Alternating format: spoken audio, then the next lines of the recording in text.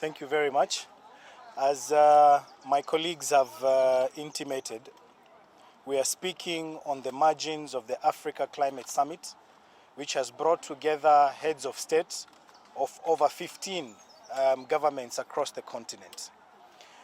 This is an important summit, the first one of its kind, and we are alarmed and deeply perturbed by the total ignorance of how our forests, how our parks and water bodies are being used by the same states to pollute, violate human rights, and at the end of the day, dump dead bodies.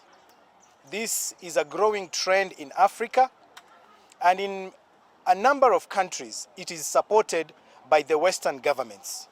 When it comes to issues, for example, of fighting terrorism, Western governments are funding African governments to commit extrajudicial killings, and then those bodies are dumped in rivers. Here we are today, not very far from River Yala, and we have chosen to do this press here because River Yala is a very, very important water body in this discussion. And we are appealing to the governments of Africa.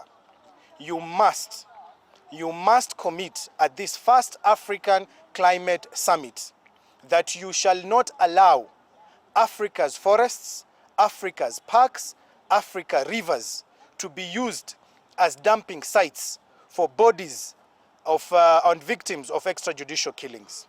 We have seen in Africa our armies, we have seen in Africa our police, we have seen in Africa the intelligence committing extrajudicial killings, and then they dump those bodies in our water bodies, in our parks and rivers. This must cease immediately. And as they are making recommendations, as they are passing final solutions and action points, each government of Africa must commit that they will cease extrajudicial killings in Africa and further not dump those bodies in those natural habitats. In some cases, we've even seen our animals being fed, these dead bodies. How then can we claim here to be engaging in a debate, in a discussion, to protect our environment, to protect our water bodies, yet these same governments are polluting the environment and our water bodies with, persons that they are responsible of killing? So let us stop the hypocrisy. We are calling on the African Union, when they are running the campaign of silencing the guns that we want to be silenced first are guns that belong to the states in Africa, supported by Western governments. So we must speak out clearly and tell our governments that we want the immediate cease of dumping of bodies in our natural habitats. And this is something we are saying as representatives of civil society across the continent, that this has to stop in every country so that we can have an Africa that is free from pollution, an Africa that is peaceful and its prospects are bright looking ahead. I'll stop at that and invite questions that we can then respond to as a group. The key question is that before I come to the issue of extrajudicial killings, are you guys contented with the carbon trading sharing formula by the African states? I think when it comes to the carbon credit discussion, the amount also that has been set, it is purely an amount that was discussed and agreed by the first world, the developed countries. These are the same countries that are leading in terms of pollution. If you look at Kenya, for example, we are contributing less than 1%, in terms of pollution. Yet you have countries like the United States of America, countries like Germany, countries like China that are leading in this. So we are not content, because you cannot say that you can continue polluting, but as long as you have money that you can pay off that pollution. So we are calling for zero emissions from every country. We are calling for commitment, starting with Africa, because this is our home. And we are saying the discussion on carbon credit is hypocritical. because it merely serves those who are rich to continue making money while polluting the world and then paying people off, getting those credits so that, they can continue doing what they're doing. So we are saying no to the carbon credit discussion. Everyone across the world must commit to zero pollution. This is our agenda as civil society on the margins of this Africa Climate Summit. What should be done as an alternative to reduce carbon emissions? Well, green energy. I mean, carbon emissions, the only way to move forward is to stop the emissions. There is no alternative to pollution. Pollution in any kind of form is unacceptable. And we have seen the devastating effects that it has. The weather patterns have completely, changed of late. The ice is melting, and the world today is not a safe place for anyone. So there is no alternative to emissions. It's simply, you must stop. We must tell China, we must tell India, we must tell the US, we must tell every country that is polluting this our world has to stop. This is non-negotiable, and this is our agenda as civil society on the margins of the Africa Climate Summit.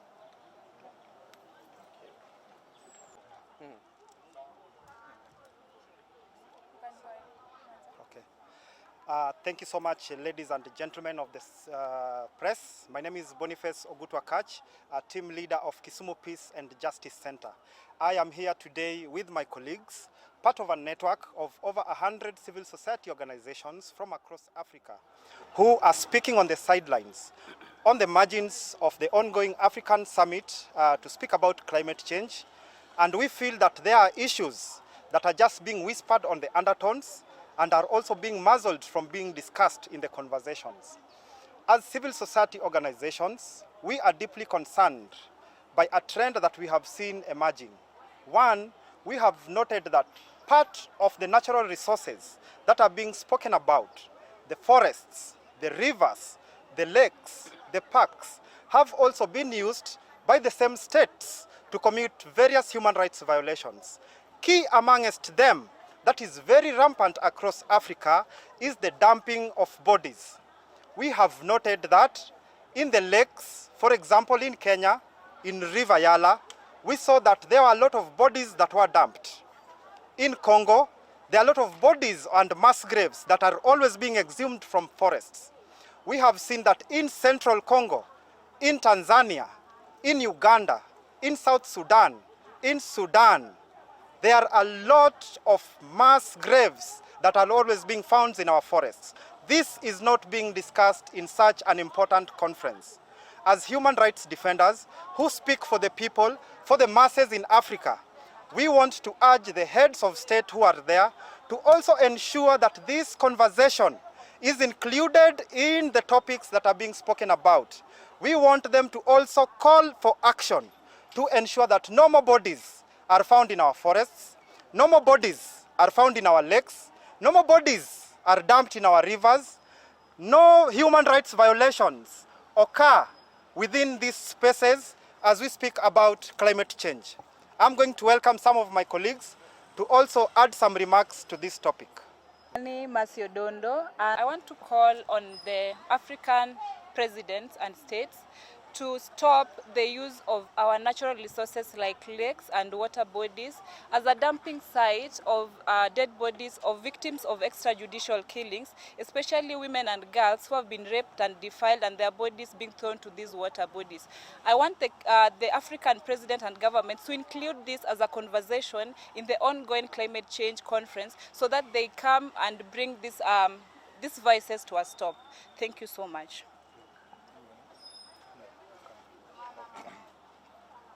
Thank you very much. My name is Ochieng Bam from Kondele Social Justice Center. I think it's very important for heads of government and states not only to schedule such important events in Nairobi, in the capital. I think such important conferences and discussions should then be devolved to areas that are seriously affected by by climate change. It's not proper to take it to Nairobi and leave out the Rift Valley, leave out the lake region, which has been seriously affected by climate change. So I think our advice to heads of states and government is that next time they organize such important conference, it is important to take it mashinani, devolve it to where the people are really in need of such kind of information. Thank you very much. The conversation now on environmental conservation is a conversation that puts the lives of human beings in the front. We are conserving our environment to take care of human beings. And that means that the right of human beings is supreme. So as we are continuing with the issue of environmental conservation, we must make sure that the environment that we are conserving is an environment that takes care of the rights of human beings. The extrajudicial killings that have been taking place, we know very well that a number of these extrajudicial killings, the dumping of these bodies, have been these habitats that we are now conserving, our forests, the water bodies that we have. So the African leaders must be in the forefront in ensuring that these places are not used as dumping grounds for victims of extrajudicial killing.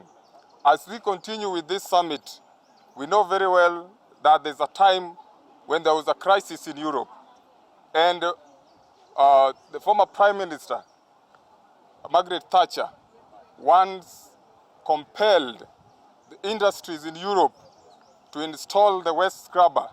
And I'm very sure that when he was doing that, he did not have the consciousness of the entire world. She was doing it to save Europe. Now we're having African leaders converging in Nairobi. As we continue with this conversation, we must have Africa first in our mind. We must save Africa. Do not just converge there to have a conversation to please the West. Do not just converge there influenced or motivated by some of the international organizations that are dealing with matters of environmental conservation. But this must be done with full consciousness that Africa is our home. Our responsibility to conserve environment in Africa should be because we want to ensure that we are in a continent that favors our living and also a continent that looks into consideration those who will come after us. So as you continue with the summit, you must ensure that this is taken into consideration. We must ensure that what is motivating us to continue with the issue of environmental conservation must be our people first before we think of any other place. Just as my friend had said here, that this is something that needs to be devolved. Yes, let us not just converge in Nairobi, talk nicely about issues of environmental conservation, but then when it comes to implementation, we are having very poor strategies of implementing the same. We want the government, not only of Kenya, but African governments, to make sure that they come up with policies that are going to compel people to conserve environment. Not just policies that are talking about environmental conservation, because we know very well that if one individual destroys the environment, it affects all of us. So everyone must be compelled, even if it is a matter of coming up with laws that are going to create national holidays for environmental conservation and issues with waste management, then let it be, so that everyone is roped in matters of environmental conservation. Thank you. There's something brief I forgot to say and to demand. As environmentalists and as civil society from Kenya, from all over Africa, we are demanding that African governments initiate a process of cleaning up, of sweeping our natural habitats. And we are asking President Ruto of Kenya, as the hosts of the first African Climate Summit, to lead by example and order the clean sweep of River Yala, where he himself admitted that the previous regime was using to dump victims of extrajudicial killings. So we are demanding a clean sweep of River Yala, a clean sweep of River Tana, where we also discovered bodies 2 years ago. We are demanding a clean sweep of Shakahola Forest. We are demanding a clean sweep of Tsavo, of Amboseli, of Mara, so that we can be sure that our parks, our forests and our water bodies are clean. And we are calling on every African state, wherever they are, to also order the same. This has to be an action point out of this Africa Climate Summit so that we can be sure that our natural habitats are truly natural, without bodies, without contamination. An gi nyinga iluonga ni Jimmy Magero to atelo ne joma rawera e kaunti wa ma Kisumu ka. Kawuono wachopo ka mondo wawuo e weche mag alwora masani koro dhi mbele Nairobi kucho. Nitiere riwruok ma sani dhi mbele mar jotelo mawuok e pinje mag Afrika, pinje mopogore opogore ma oriwo Nairobi mondo mi giwuoye weche mag alwora. To seche ma wawuoye weche mag alwora ne doher mondo wawach kama. Wang'eyo maber ni alwora gi osebedo ka gin kuonde ma seche ma nek ma ok ni kare timore ikawo ji tidhi iwito kuno. An gi nyinga iluonga ni Jimmy Magero to atelo ne joma rawera e kaunti wa ma Kisumu ka. Kawuono wachopo ka mondo wawuo e weche mag alwora masani koro dhi mbele Nairobi kucho. Nitiere riwruok ma sani dhi mbele mar jotelo mawuok e pinje mag Afrika, pinje mopogore opogore ma oriwo Nairobi mondo mi giwuoye weche mag alwora. To seche ma wawuoye weche mag alwora ne doher mondo wawach kama. Wang'eyo maber ni alwora gi osebedo ka gin kuonde ma seche ma nek ma ok ni kare timore ikawo ji tidhi iwito kuno. Kung'iyo historia wa maber kane oneg Ouko Taya ne owite wi got Alela nikech kanyo ne en kama nopondo mane ok nyal miyo ng'ato ng'e kama okete. Wang'eyo maber kaka jatelo mane nitiere kanyo chien kone iluongo ni Jem Kariuki kanonegi nowit Ngong Forest. Wang'eyo maber nek mosetimore gi jogo mosewiti e aora miluongo ni River Yala. Kendo wang'eyo maber nek mosetimore kuonde mang'eny mopogore opogore ok mana Kenya ka kende to e bunge manitiere e pinje be maoko. Gima wadwa ng'iso serikal kata jotelo mag sirikende mopogore opogore pinje ma wuok Afrika ma sani romo Nairobi en ni mondo ging'e ni alwora masani iloso ma gidwa rito ni kik bed ni en kama ji dhi tiyogo mondo mi gipand del jogo mosenegi kendo iwito e bungego. Wito dhano mosenegi e bungego namba 1 ketho alwora. Namba 2 ng'isowa ni wantiere gi ji kata serikal ma ok ng'i ratiro mar dhano. Emomiyo wadwa ni mondo wawach ni seche ma wachako weche mag rito alwora nyaka wang'e ni alwora gi ok tigo kaka kuonde ma gipande gigo ma gisetimo maricho. Wachung' e lo jowa ma ntiere pinje mopogore opogore e Afrika ka. Ka wawacho kaluwore gi romo mantiere Nairobi e wach kor lwasi ma Afrika ma be en mokwongo motimore.